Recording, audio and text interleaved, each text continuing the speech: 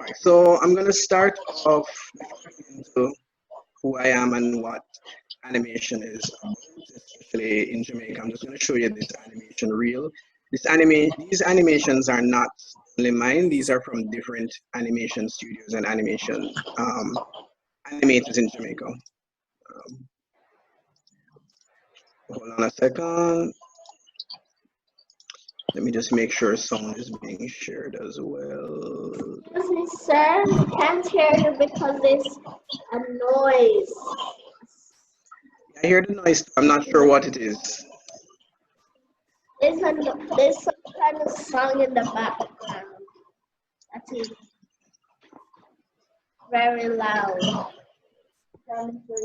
Okay, can everybody mute their mic? Natalie, can you mute your mic? Is it muted? All right, the sound is gone now. All right, so this is an animation reel of different animations done in Jamaica. In fact, you're gonna see, yeah, let me just play so you can see it.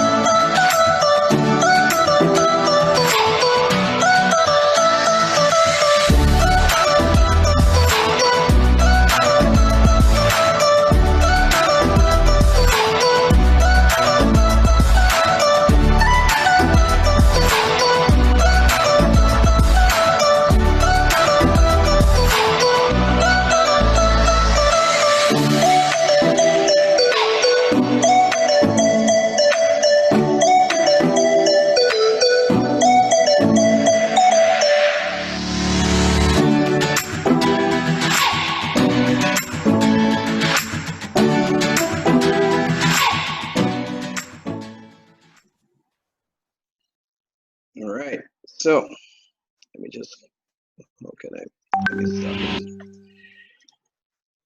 Right, so what you just saw was some clips from some different animations done by Jamaican animators. I myself am an animator. I'm a 2D animator, and I'll explain what that is in a bit. And I started out animating in about 2012, 2013, thereabout. And I am mostly self-taught. In the later years in my career, I had done some master classes to improve on my skills and learn different techniques like 3D animation techniques. And I also teach animation at the Hart VTDI and the University of the West Indies, along with other colleagues who animate as well. Now, animation, for those of you who don't know, animation is pretty much the illusion of making things seem as if they are moving, right? And usually this could be a drawing, this could be a 3D model, which is basically a virtual character. It could be stop motion. Stop motion is usually done with actual objects or clay. So you would move something physical in real life by a little bit, take a picture, move it a little bit again, take a picture. And I mean, I'm pretty sure you guys are familiar with it. Maybe you just don't realize that that's what it's called. But I'll show you a little bit. So, for example, this here, what you see on screen, this is how stop motion is done. This is fast tracked, so pretty much you're not seeing it at real speed. These people have to basically move Stop motion animated movies have been around little by little and take pictures of them at each stage in order to get them to appear as if they're moving. So pretty much once you get an object or a character looking as if they're moving, that's what animation is all about. Now, most of you might be familiar more with anime, right? Which is a Japanese style of animation, which is usually mostly 2D, even though they have been getting into 3D. But mostly they're 2D animation. And for those who don't know, 2D animation just, the easiest way to describe it is that the drawings look flat or they look as if they are in a comic book, right? Brought to life, basically.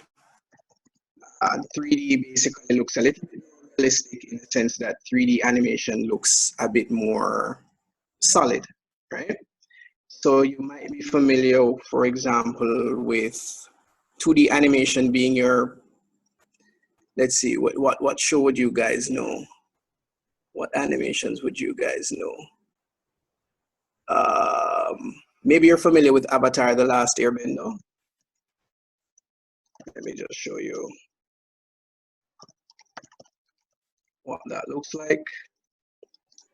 So you might have seen this. Familiar with, familiar with Avatar. Familiar. Okay, so this would be 2D animation, right?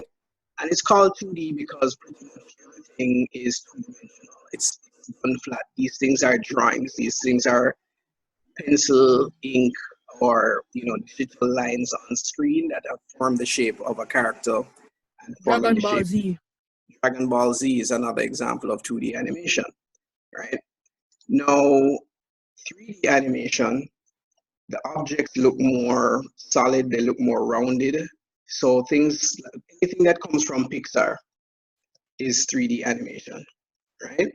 So Ratatouille, this new movie that's coming out called Soul.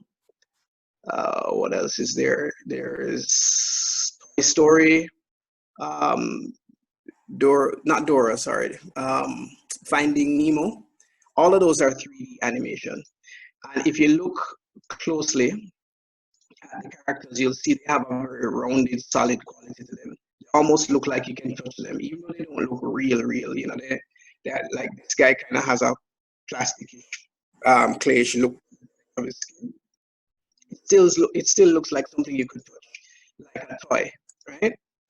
So this is what 3D animation is about. And the thing about 3D animation is that unlike 2D animation, where everything happens on two planes, X and Y axis, which you might be familiar with in math, not sure if you've reached that stage of math yet, but 3D animation, all of these objects simulated are in three-dimensional space. You can actually rotate around anything on this screen, right? You can see around objects. And that's what makes it 3D, which is a much more advanced level of animation, very intense level of animation, right? It takes a long time to do 3D rendering. And rendering basically means when you take your animation from its raw state into a video format. That's what's called rendering. Pretty much before your animation looks like this, what you see here, it pretty much looks like, let me show you this.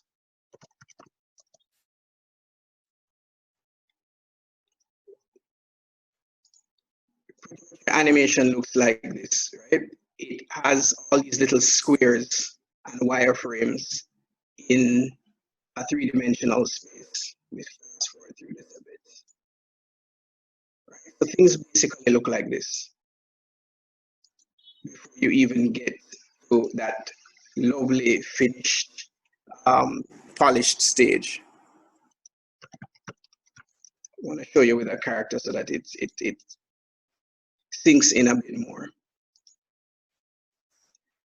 So pretty much this is what a character looks like in 3D when you're creating it. Just all these bunch of connected squares, right? Polygons, basically. And essentially you build what's called a wireframe. And these things take a while to do. They're not the easiest thing. Once you get the hang of it, you know, you can get pretty quick with it. But you're basically pushing and pulling these polygons until you've shaped out a character. It's very similar to sculpting. In fact, these days, you know, you can actually digitally sculpt your characters, which makes building your characters much easier.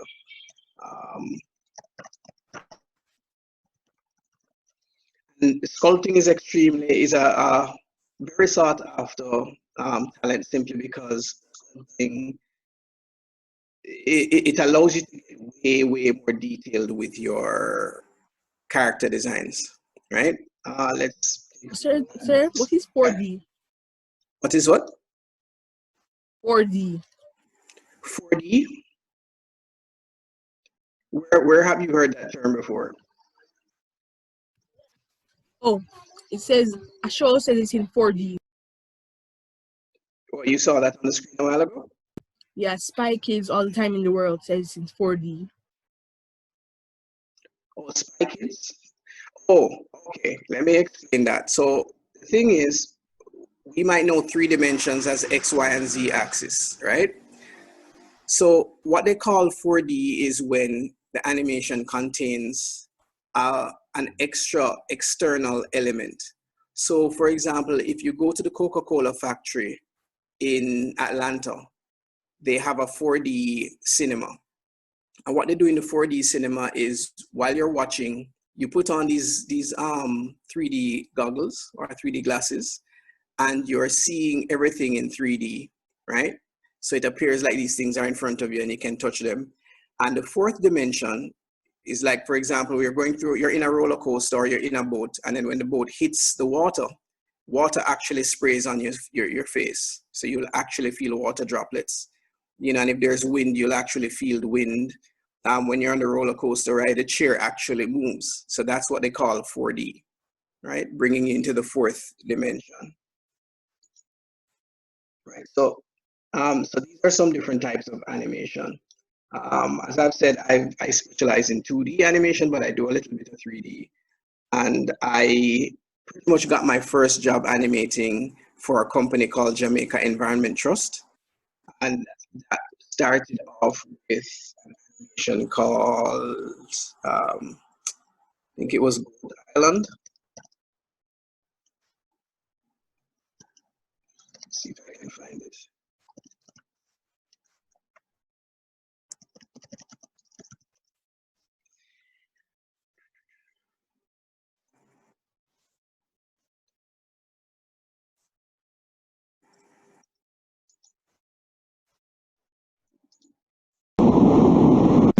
Two little lizard, happy as can be. Then came a politician and lick him out the tree for Goat Islands. And them one we Goat Islands, whoa. I miss a two little fishy swimming in the sea. Along came a bigger ship and lick him off the reef of Goat Islands. Don't mess with Goat Islands, no.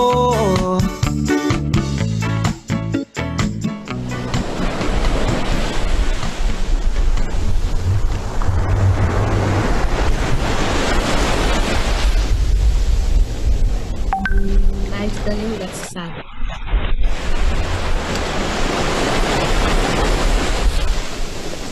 So that was my first commercial gig, and I've done several more for Jamaica Environment Trust, doing a lot of environmental commercials like the Nunda Tube Jamaica animations, as well as some stuff for government, Ministry of Justice, Ministry of Social Security, you know, a lot of public announcement or public service announcement campaigns, some educational animated videos for persons overseas.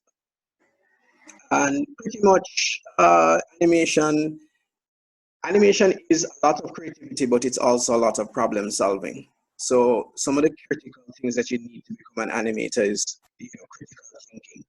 because not every technique that you see out there is taught, right? Even if you go to university, a lot of that stuff is not taught. You're taught the basic principles, the principles of animation. And with those principles, you should be able to create anything. You have to use your imagination and you have to use your critical thinking to figure out how to find solutions to problems. Because animation is different. It's very hard when someone comes to you and says, how much does a 1 minute animation cost? The cost can vary widely depending on how complicated the story is, how many elements are in it, what they want to happen. You know, I've seen 1 minute commercials cost as little as 50,000 Jamaican dollars and have gone as high as million Jamaican dollars for 1 minute, right?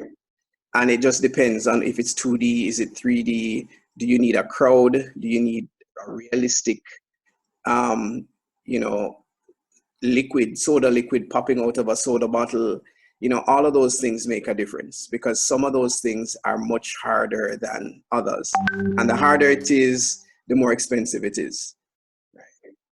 Now, let me tell you guys a little bit about what exists in Jamaica, and then maybe we can get into some questions and answers. So I don't know if any of you know any of these animations, but these animations are basically paved way for animation in Jamaica. The very first animated series Jamaica ever had was called Cabby Chronicles.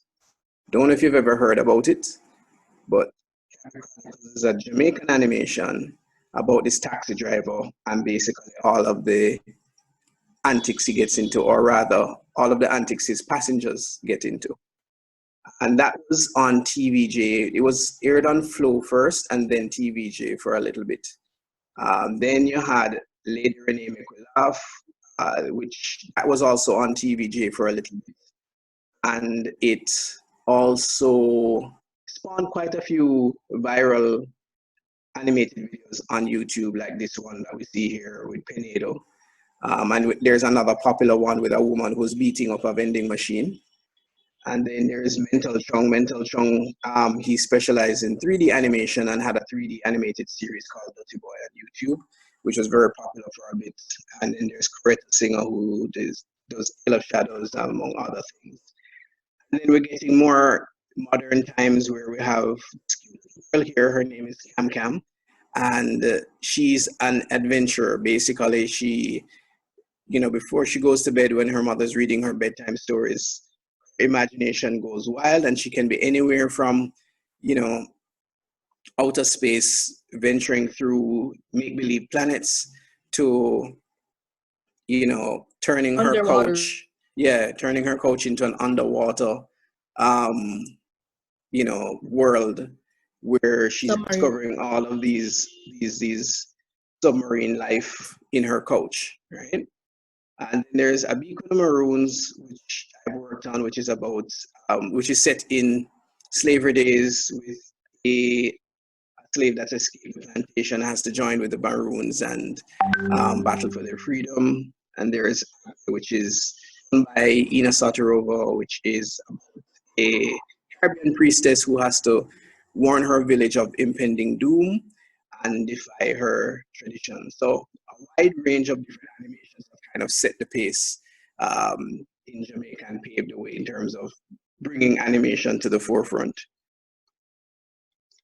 In terms of where you can learn animation, there are several places. At the University of the West Indies, UTech and Edna Manley all have degrees in animation. The Hart VTDI currently has an associate degree, but they're going to be starting a degree program very soon as well. Hartress NTA has some certification programs, and of course you can learn it in high school, CXC Cape or CSEC Cape. There is animation and gaming. And so if anybody wants to get their feet wet with animation, these are places to consider. If you're in high school, going into high school, you can check to see if your school offers. Not all schools offer it yet, but you can check to see if your school offers it. And it's a good precursor to get into the universities. Currently, the universities don't require it. Currently, they more look on your art and IT skills. But imagine within the next 2, 3 years, they'd start wanting CXC or Cape animation. So something for you to think about. And these different places have different price points. So, UA being the most expensive, but they have a very good program with some very good lecturers. UTech also has excellent lecturers. They come in at a slightly cheaper price point than UTech. Don't ask me the exact prices. I can't quite remember them. Plus, I think UA is changing their price structure.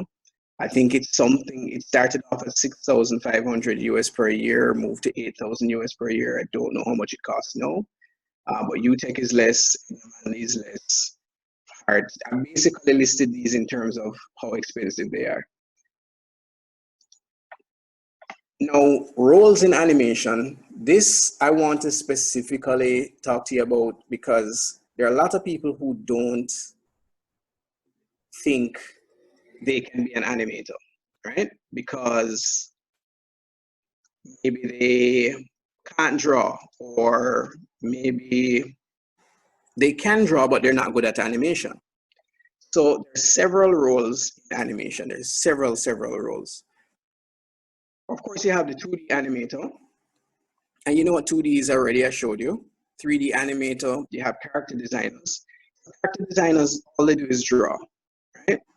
But you have to draw a specific way. So it's not about drawing the character just in your favorite position. You actually have to draw the character in several different positions, from the front, from the side, from the back, and so on. You do what's called a character turnaround. Let me show you what that looks like.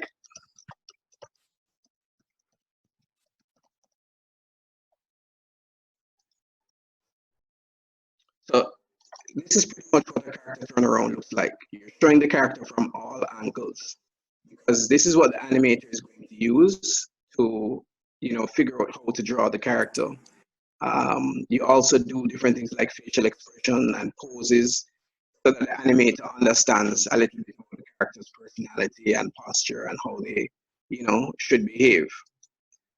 And, of course, it's important for you to use these lines to help make sure that things are proportionate. So that's what a character designer does, which is different from an illustrator or concept artist who doesn't have to do turnarounds. They're just more drawing a character to give you the feel for the, character.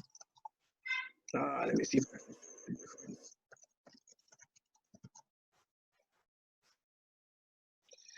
So, like, this is a character concept artist. So basically, they're drawing a detailed version of the character. This might not be what your character looks like in animation, because in animation, you want to keep the artwork simple.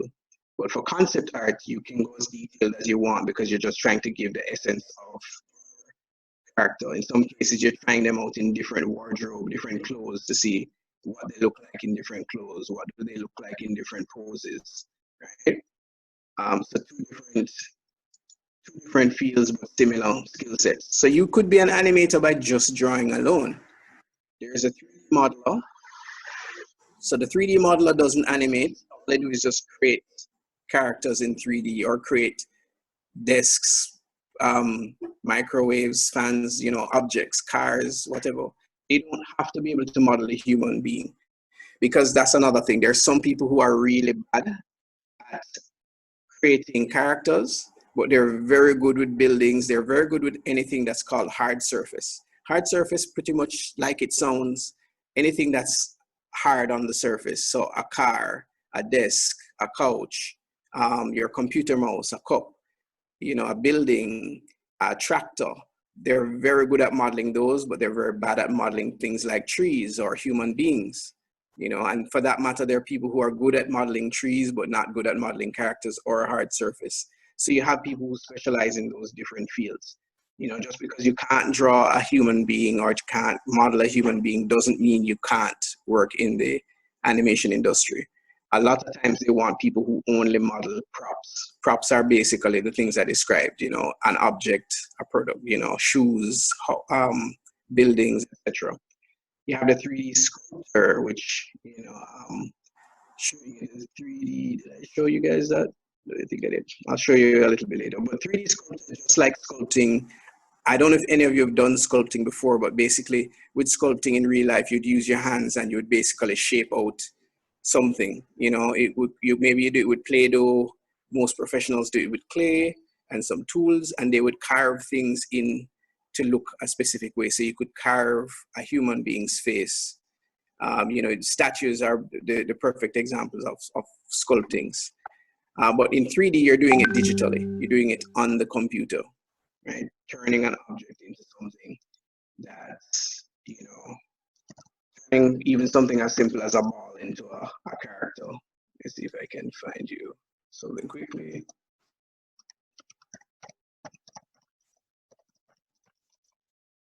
Use sculpting a lot for monsters, right? Because monsters usually Writing's not that easy, but Grammarly can help. This sentence is grammatically correct. Hi everyone, welcome. Generally speaking, with sculpting, you start with a drawing first because you need to know what your thing is going to look like. Yes, some people can sculpt from imagination, but that's not the best way to start. You usually want to start off with some kind of concept. Welcome to this tutorial about creature design. I'm going to be showing you guys how to do a 3D version of a concept sketch like this one. Right. So he's going to show us how to do something like this. And this is what it starts out as. That's kind of right? Just this consistent. Gray blob, basically. And he is going to start shaping it and sculpting it the way that he wants to get the desired effect. And you can see him here lining it up with the concept. So he's using traditional 3D methods to push and pull the mesh to shape it out the way he wants it to be shaped. And then once he's gotten the basic shape, he's going to either sculpt it in that program or move it into another program that specializes in sculpting. So I'm going to just skip forward so you can see some of the sculpting process. So right here, he's sculpting. Basically, he's taking the mouse or his pen tool and he's rubbing over the 3D mesh and carving in crevices or creases, smoothing them out. Right, to basically give shape. Right, you see how it kind of looks like Play-Doh right now. We're gonna skip forward, and as you see him going along, there's more detail.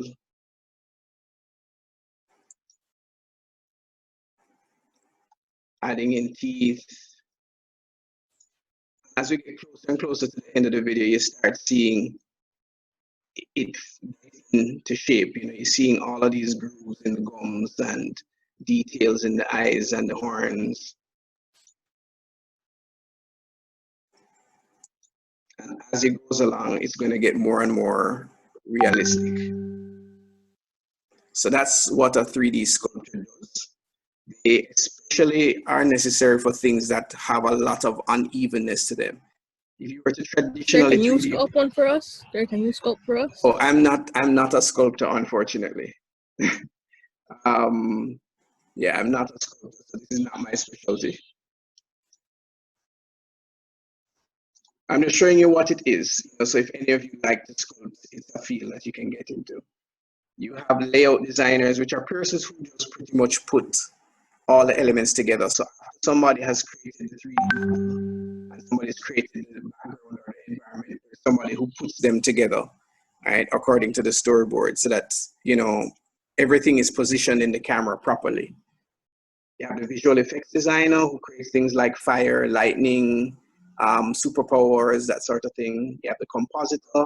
They make sure to blend everything in, because when you drop visual effects onto a scene, it doesn't look like it belongs to the scene immediately. A compositor has to go in and blend it into the scene. Same thing with things like if you put in a mountain, you know, into a shot, you know, it has to be composited in. An artist, so if you like drawing backgrounds, that's a good field to get into. Environment designer, which is basically the 3D version of a background artist. There's texture artists. These people literally just create the surface look. So when you see like what I showed you with this creature, it now needs texture, it needs skin. And the texture artist would create the skin to make the skin look realistic. or clothes, to make the cloth on the clothes look realistic, or to make hair look realistic, to make a zinc fence look rusty. You know, that's what texture artists do. So if you like coloring, you know, you could be a texture artist. Sean is basically when you have to convert that 3D model into a real looking video, it has to go through a computer process. You need a render technician who is going to figure out the best way to render it. Because if you just use the standard settings, it may take forever. A scene could take days or weeks to render, sometimes months. The render technician is the one who's going to figure out how to give it the most optimal settings to make sure that it renders properly. And of course, if you don't like any of these things, if you're not an artist, you know, at all, maybe you are into music or sound design, you know, or acting, or performing, you know, or you know, you like to draw comics, you can be a story artist. You know, and these are just some of the fields, and not all of the fields in animation, just some of them. And at the end of the day, you might be wondering, where do I work when I become an animator? Pretty much, if you're staying in Jamaica, there are these companies, Liquid Digital or Jamrock Animation as they're called, Night Vision Media, Listen Me Caribbean, GSW Animation, Skyrays, and so on. CVM TV, TVJ, Pan Media. Pan Media is an advertising agency. So when looking for animation work, you want to look for animation studios, TV stations, marketing and advertising firms, or even government agencies. A lot of government agencies have been hiring animators of late to do a lot of their commercials. Right? So those are things to look out for. And the last thing that I'll talk about, this was one of the 3D animations that I worked on with a team of other animators. This was, again, for Jamaica Environment Trust.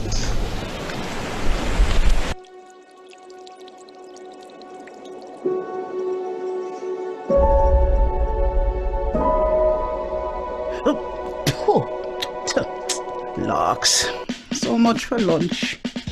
I thought that plastic bag was a jellyfish.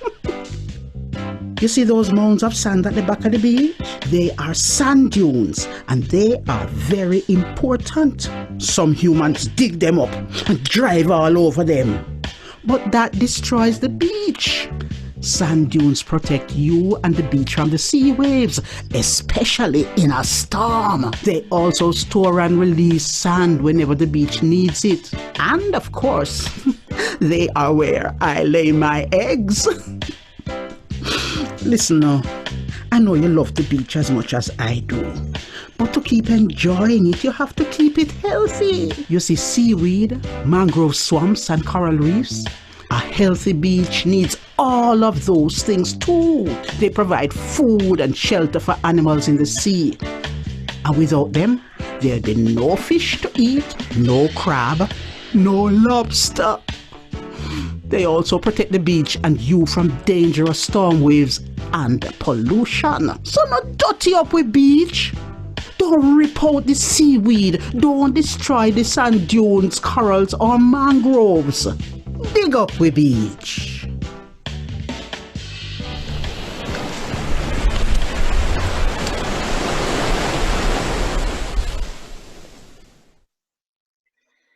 So I don't know if you guys have any questions so far.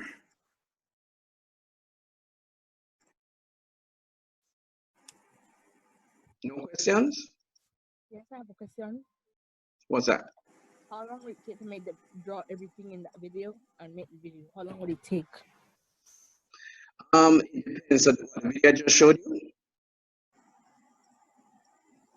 You're asking about the video I just showed you? Yeah, how long would it take to draw everything in it and make the video?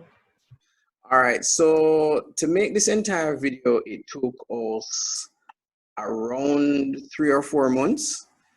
And basically the characters, I wonder if I still have the character designs. The characters were first drawn in 2D, and that took like maybe just about a week. and then someone had to 3D model them. The 3D modeling took another week or two, and then the environments had to be created. Those took a while because we had to get the environments very accurate. You know, the environments went through quite a lot of changes, and the what was it? No, the animation took very long. The animation took very long because the clients wanted kinds of movements and different, lots of different things that they had wanted. They wanted the mount to look different. They wanted the turtle to have a different color. They originally, where you saw that truck driving over the moon, it was originally a car, and they wanted it changed to a truck. Lots of different things. But the longest part of it was rendering. That's what the drawback with 3D is, that rendering takes quite a while. So literally some of those shots, and by shot I mean like a single sequence, right? Where is it? Like a shot would literally be, here you see the beach, like that beach is one shot, right? This part where you see the fish swimming, that's another shot, right? Where you see this turtle grabbing the thing, that's another shot.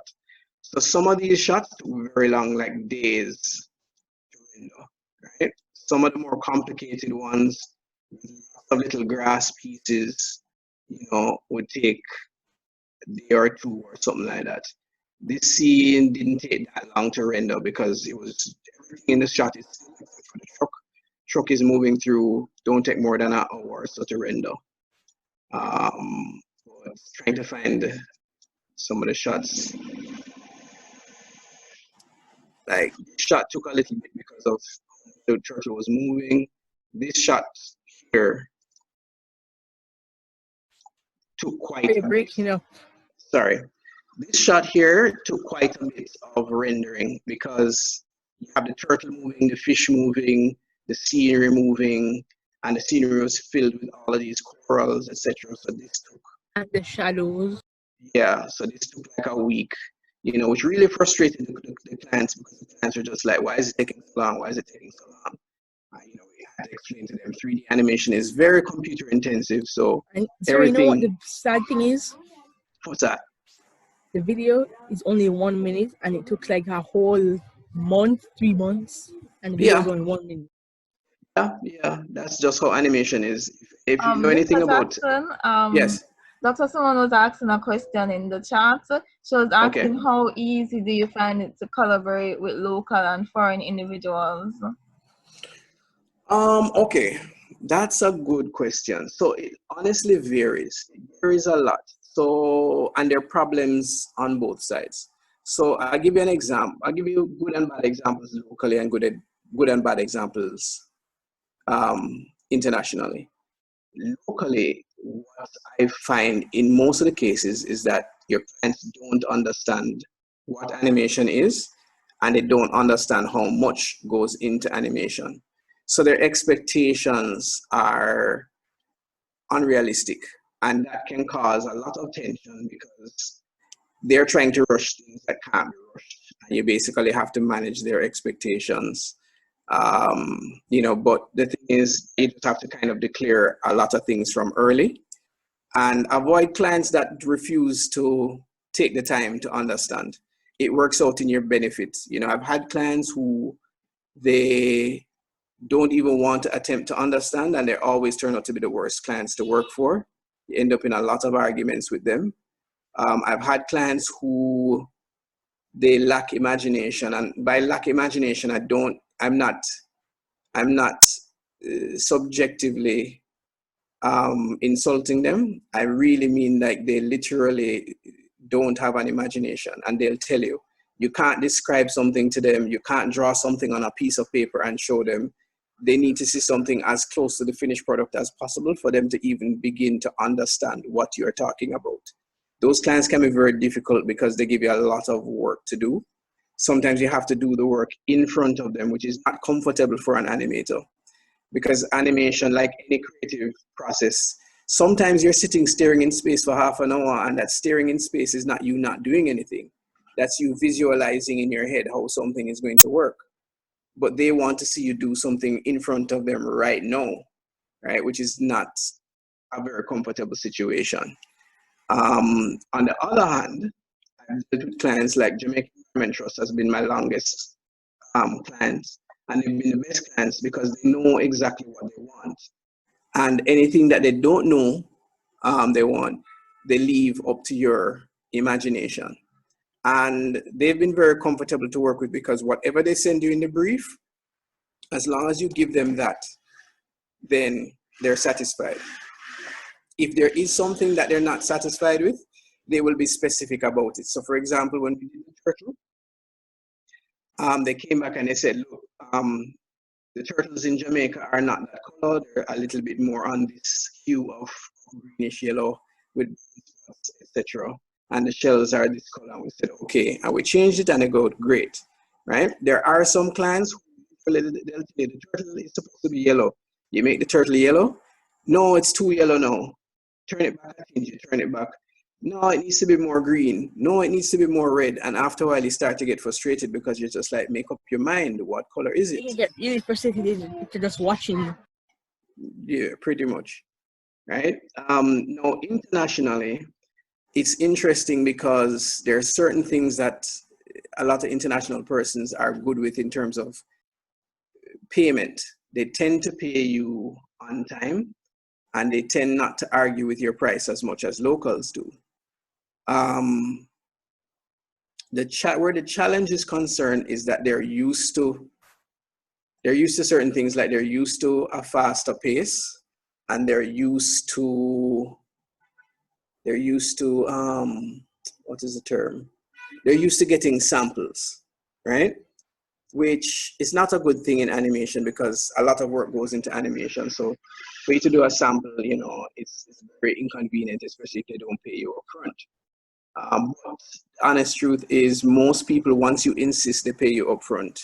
As in, if it costs $100,000, if you say to them, pay me $50,000 to start, and then at the end pay me the rest, or at a certain milestone pay me another quarter, etc.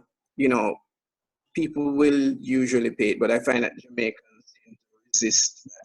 They want you to start without them paying you, and that's risky because a lot of things happen.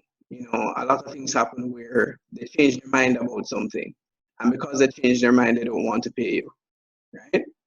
Some of them, they might not like what they initially see, and they use that as a sign to run. When they pay for it upfront, then they take it a little bit more seriously. And if there's something they don't like, they'll come to you and say, hey, I want this adjusted. And you can work with them and adjust it, right? Because they've paid, they can't run away. They have to sit and explain it to you, So that's the thing that I find, like a lot of local people, they think it's your job to imagine what's in their head, right? And that's not good. You can't see what's in somebody's head. They have to be involved in the process because they're trying to convey to you what's in their mind.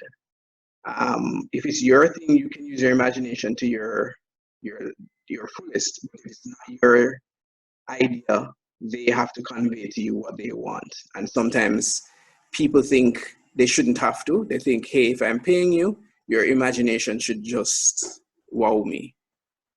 That's the difference that I've seen. And of course, people overseas tend to pay more.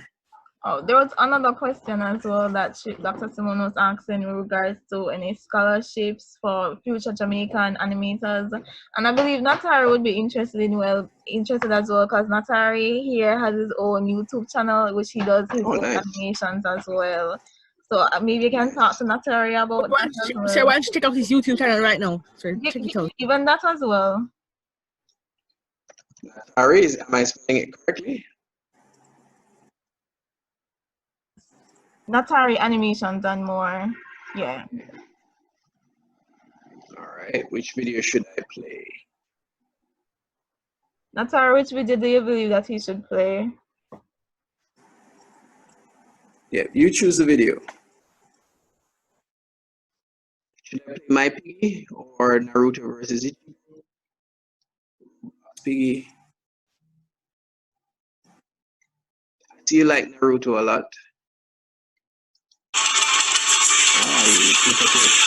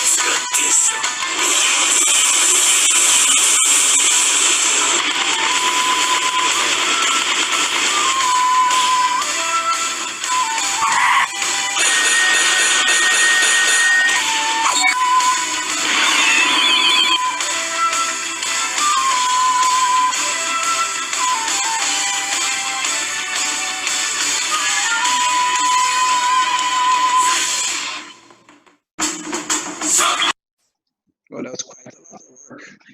And you use flipper clip, interesting.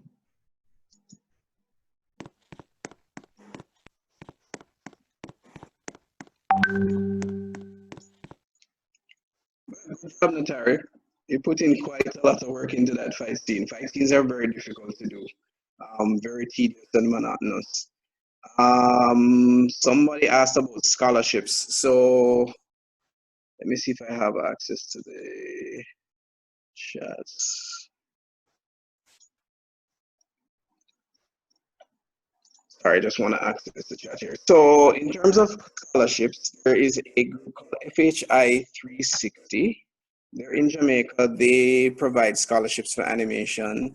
I know they're working very closely with Heart VTDI, and I think they're working with Enda Manley. Not completely sure, but you can check them out.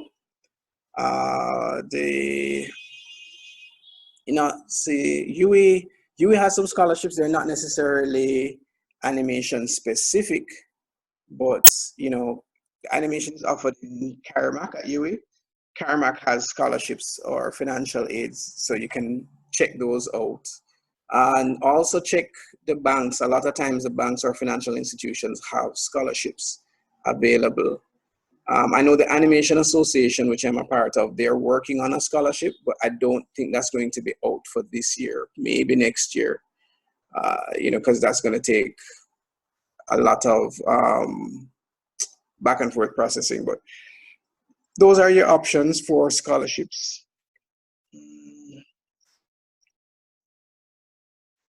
Any other questions? I'm looking in the chat to see if there are any questions that I might have missed.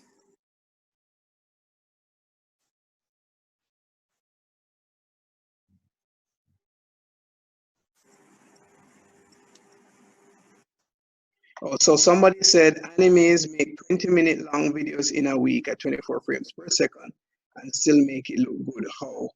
Good question. So first of all, animes, not all animes are made equal, and animes are not completely 24 frames per second.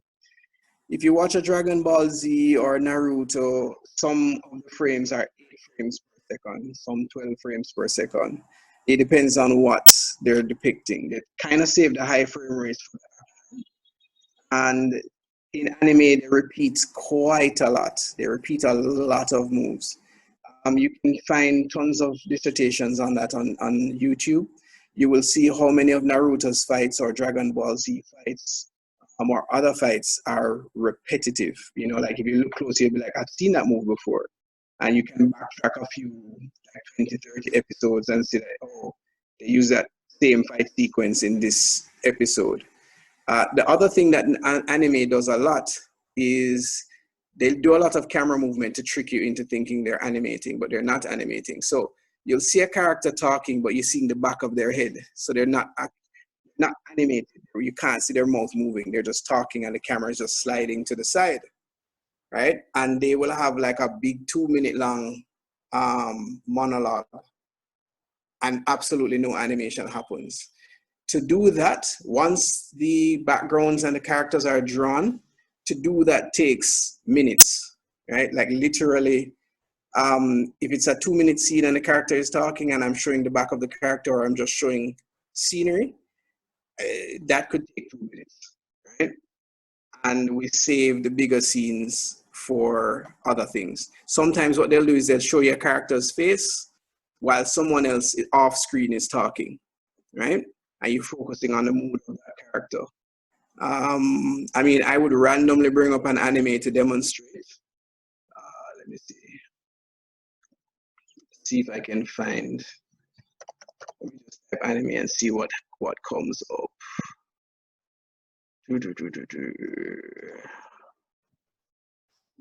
Well, this would be a mash. Sorry. No, this would be a mashup of scenes. I want to actually see a scene from an anime.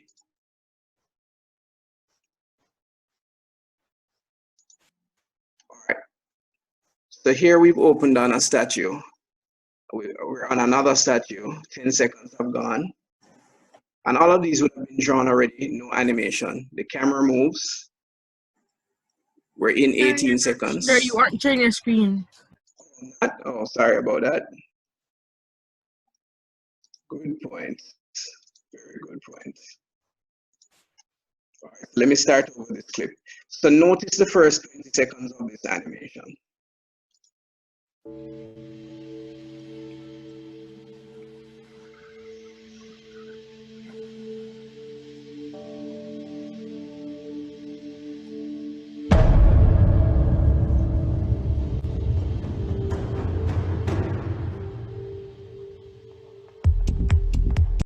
So 20 seconds of animation has passed, and we have not seen any animation as yet. All we've seen is a camera move, right? Once those statues are drawn already, or those masks are drawn already, it takes no more than a few minutes to animate what you just saw, if all of those things have been drawn already. How long they take to be drawn, that's up to the artist. From what I see, they could have taken a week to draw those. Wake me up so I can add sound effects to my video. Before Nuri wakes up. Is that Natalie? Oh, okay. Right, so 20 seconds have passed and there's been no animation.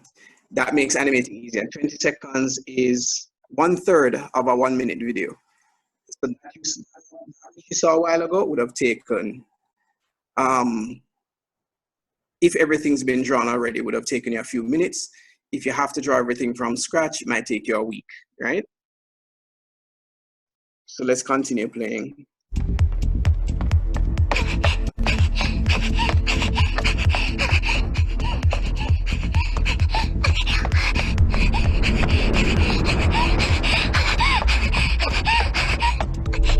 Now, you're seeing a lot of running, so we've started seeing animation, but running is actually a repetitive process. Once you've got the run from left to right, it's just a matter of repeating it, right? And you saw where there was a shot of the empty corridor as the camera was floating through it, which does not require anything besides camera animation, which is... Stop this and see if there are any more questions.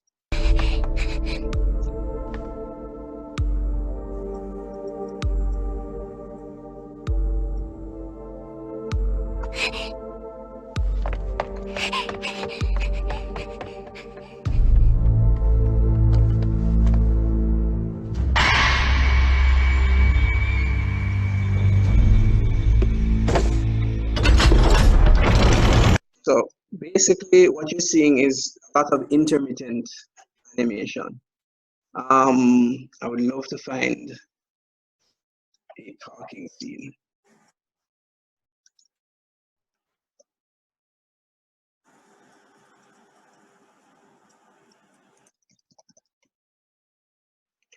And that's another thing too. When they talk in anime, in a lot of anime, they tend to just move the mouth open and close. and nothing else. Right? You hardly see the lips actually forming proper what do you call it, words, right? Trying to see if I can find a scene where there's a lot of talking. And you also need to know that Sasuke doesn't mean. So if you look at the scene, you notice you hear talking, but nobody's moving on screen.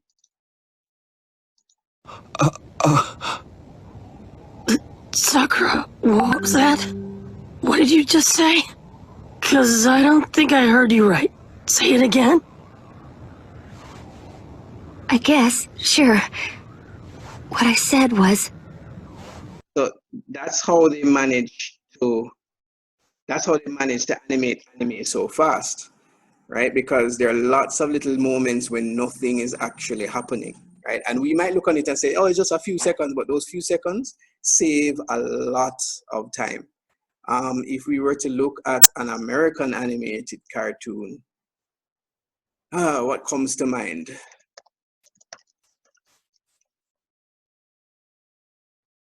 I guess let's look at a random Tom and Jerry cartoon. You're going to notice in the Tom and Jerry is that pretty much almost all the time something is moving.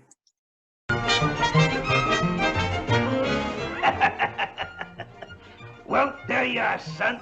When I promises to take you on a picnic, I takes you on a picnic, right? That's my boy.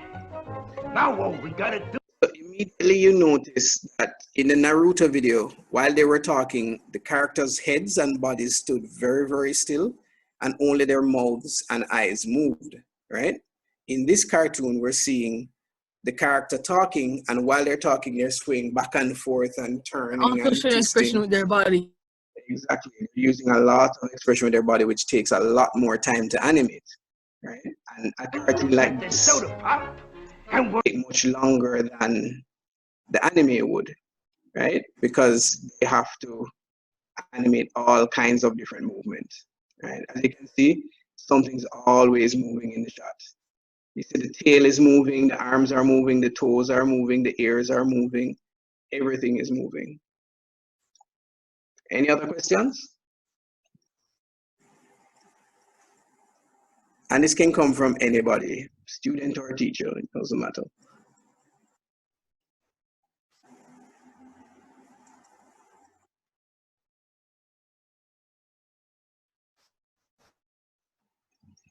Well, so until somebody formulates their question, let me just tell you. So the average animated movie takes about 2 years to be made. And the average animated series, which is usually like 52... So what about Smurfs? Smurfs? The movie? Yeah, that took about 2 years to make. Some animations can take longer, like live 2D hand-drawn animations, movies, might take 3 to 4 years, but 3D animated movies take around 2. Yeah, it took around 2 years thereabout. So what about Angry Birds? Like Angry Birds movie? Same thing, around 2 years. It's pretty standard. A Marvel movie might take very long. It depends. Like sometimes they film the movie very quickly, but then the visual effects and animation takes quite a long time. So an Avengers movie, for example, especially because of how long they are, might take 2 to 3 years to do. That is why you find that nowadays what a lot of people do is they film more than one movie at the same time. So for example, Avengers Endgame and Avengers, oh God, what was it called? That sequel there, both of the movies with Thanos were pretty much shot at the same time, right?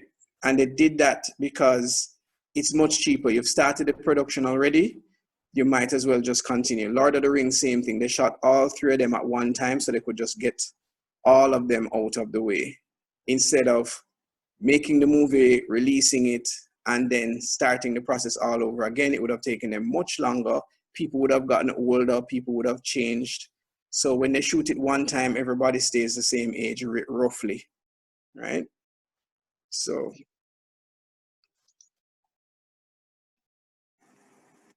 any other questions?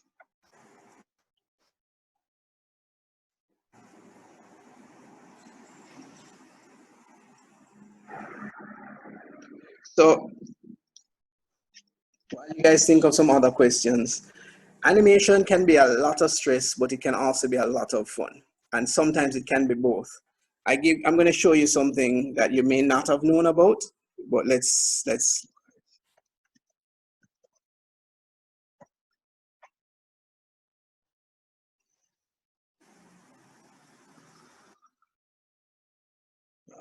is it?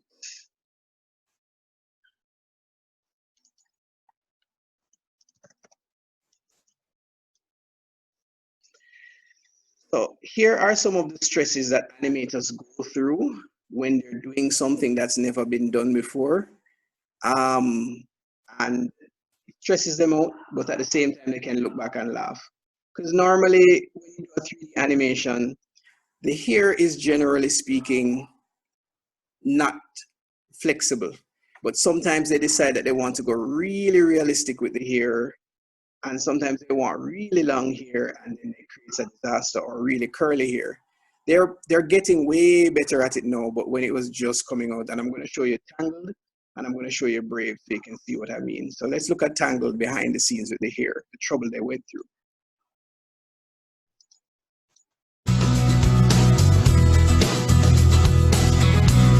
So what you're going to see on the left is the final result when they got it right.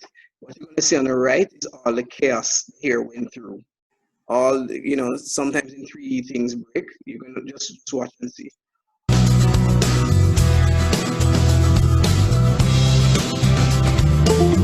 Sir, it's like, sir, he's hugging a cloud right now.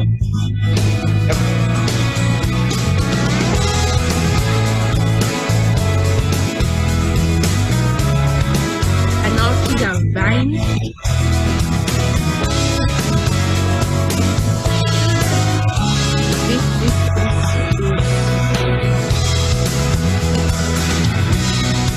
So why is she a vine? Wait, when it's finished.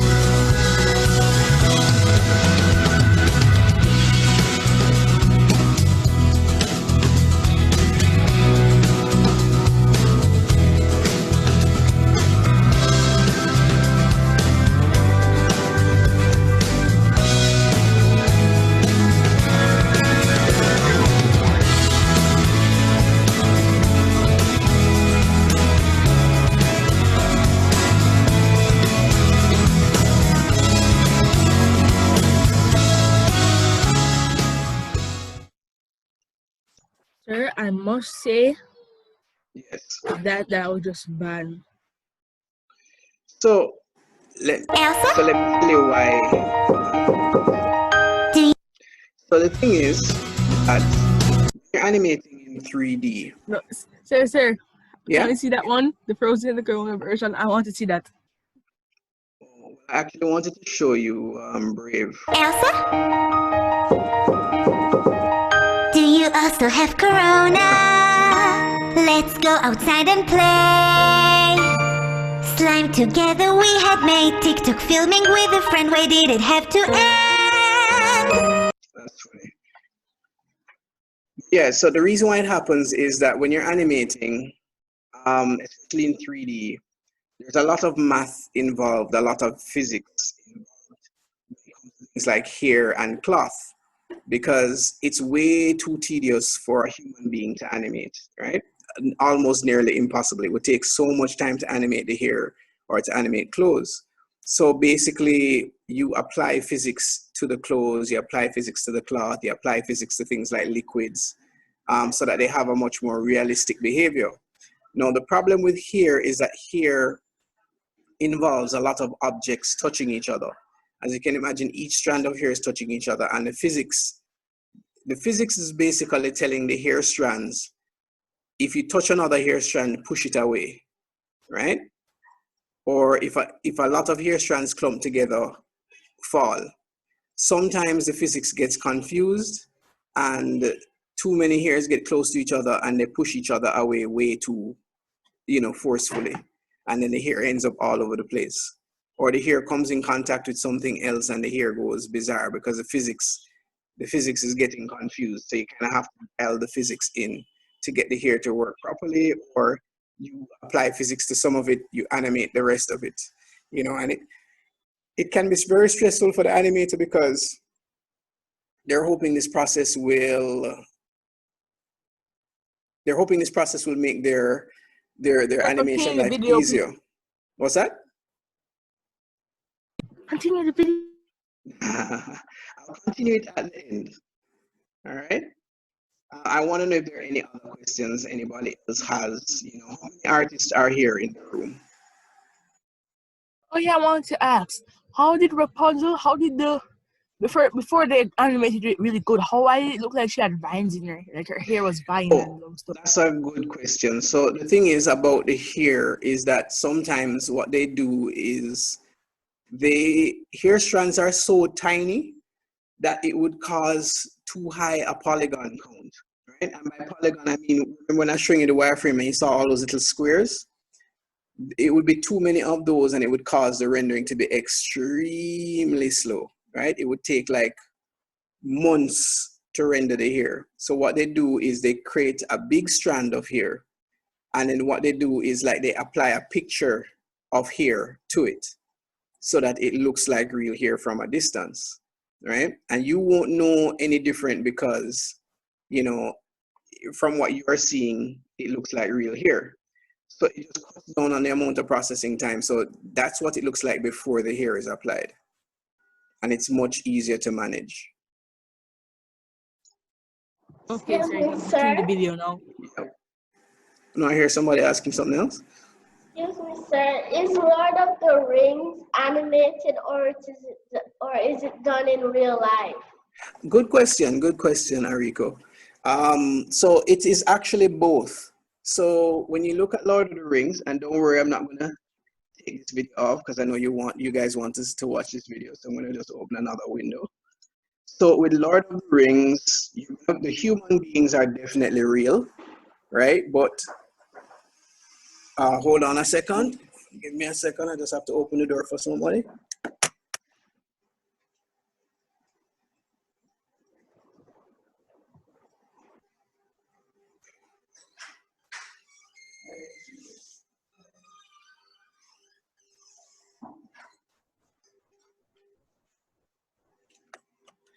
All right, I'm back. So, Lord of the Rings. So, some of it is real, some of it isn't. The forest is real, the human beings are real, but some of the mountains, the dragons, the orcs aren't real. Some of the orcs are partially real, right? Let me see if I can demonstrate this.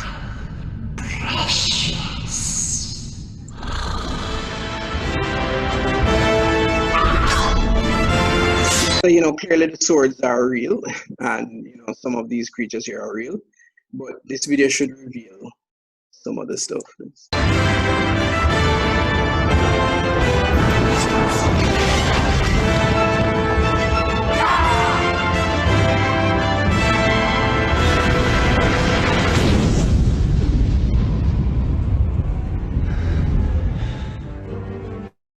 So look on this now, crowd duplication.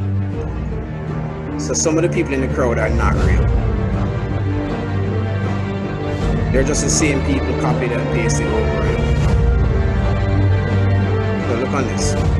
These are people reconstructing what's.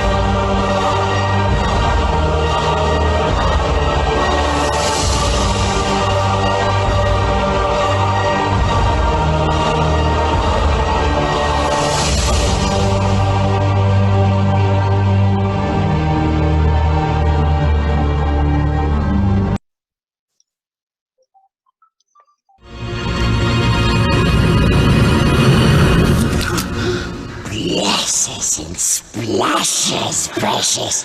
That's a meaty mouthful.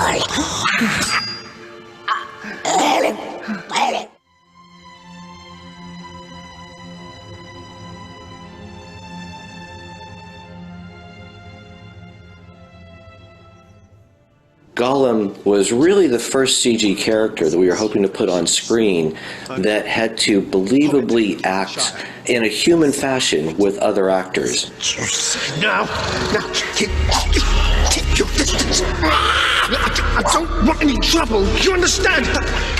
Just show me the way to get out of here, and I'll be on my way.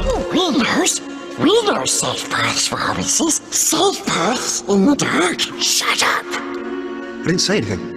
I wasn't talking to you.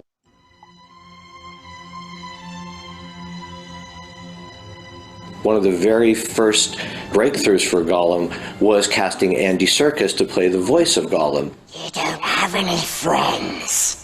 Nobody likes you. Andy's physical presence on set became an important part of how Gollum was developed. And so what we wanted to do was to take all that physicality and find a way to capture that and bring it to the digital character of Gollum, hence the idea of performance capture.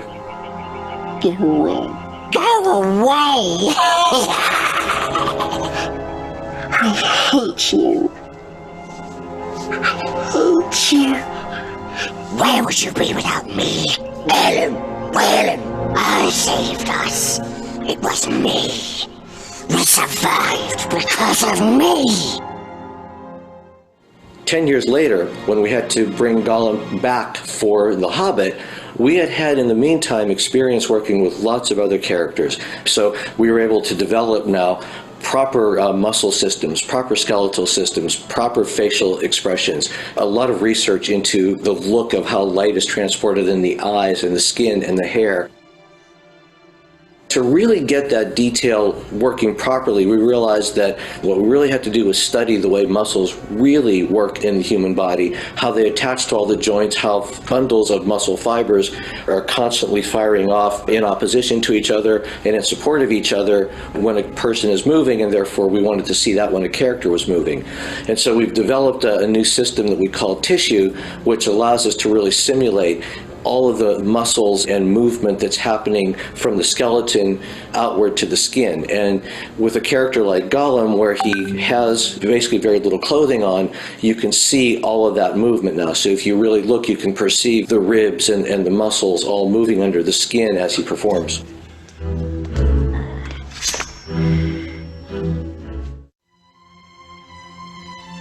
Gollum, as a CG character, needed to have this believability, this fleshiness that you see when you look at humans either in person or on screen.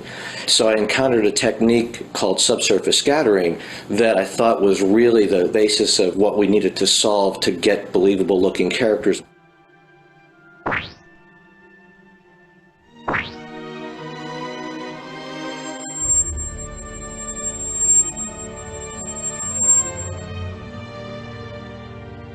For The Hobbit, we were able to bring out a new generation of the subsurface scattering technique that if you look closely in the film, you can really now see the pores, the wrinkles, the fine skin creasing, everything that happens in the skin at a detailed level when you're watching Gollum perform. And where you really notice all these things come together in a character like Gollum especially is in the eyes, because the eyes are just these great spheres that absorb all the light that come into them.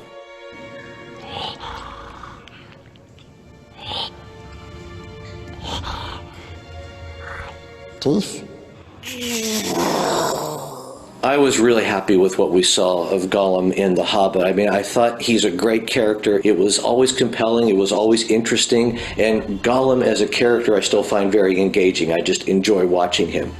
Askus! Yes. What has it got? It's nasty little pockets. Stole it!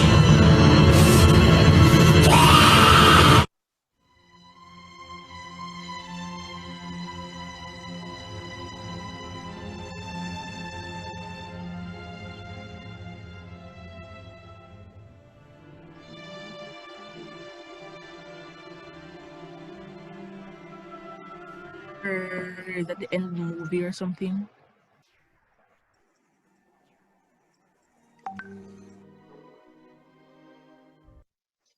So as you can see, Lord of the Rings is a mixture of animation and you know, reality.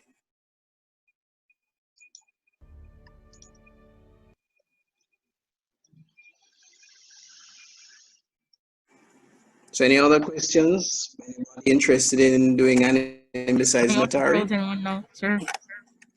What's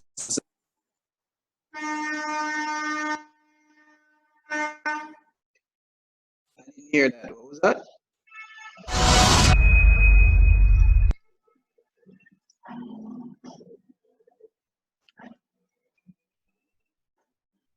All right, I'm not hearing anybody, so I'm assuming no more questions. Sir, can I watch a Frozen one? The Frozen. Sure, we can watch that. And I guess we can close off on that if there are no more questions. Here you go. Elsa? Do you also have corona? Let's go outside and play. Slime together we had made TikTok filming with a friend. Why did it have to end? We used to play together, and now we don't. I'm so bored, I wanna cry. Do you also have corona? Oh, give me the corona. Go away, Anna. Okay, bye.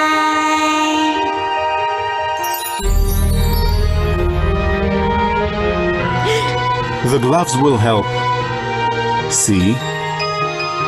Conceal it. Don't steal it so people won't know. Do you also have corona? Because the month is almost past. The lockdown's almost over now. I started talking to the pictures on the wall. Hey Trump, the quarantine is almost over, and I'm really bored just watching the hours tick by.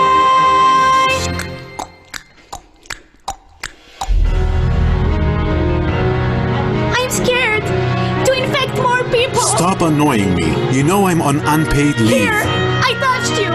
Now you also have corona.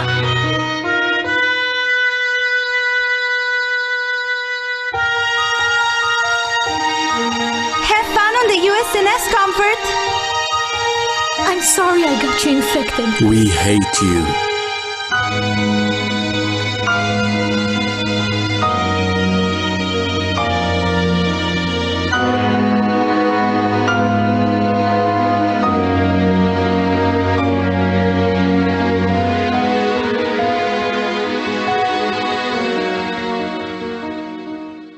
I know you have corona. You should have told me that before. You infected everyone. It's not that fun. What have you done? Now I also have corona, and it's all your fault. I wish you would tell me why.